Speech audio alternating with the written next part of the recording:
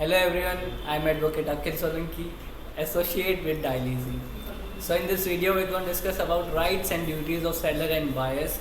So as we all know, most of the properties and cases are between family members, leading to the diffusions of the joint family into a nuclear one.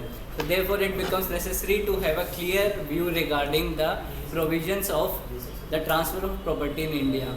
So the property transferred by way of succession, legacy or in contemplation of death is subject to respective personal laws or section under the Indian Succession Act 1925 applies over them.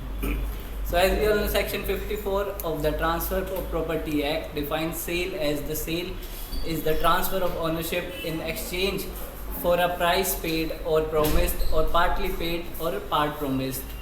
So as we are going to discuss about the essential elements of sale. So parties to sale, the subject matter of sale, consideration, mode of execution of the sale. Parties to sale, there should be a transferor, seller and transferee buyer for the sale of property, and the transferor should be a person who is competent to enter into a contract. So a transferee should be a person who is competent to take possessions of the property and not legally disqualified. A minor can be transferee and therefore transactions of sale is valid. Consideration. The consideration for having a valid sale is that there must be a money in exchange for ownership, and nothing other than money can be considered for a valid sale.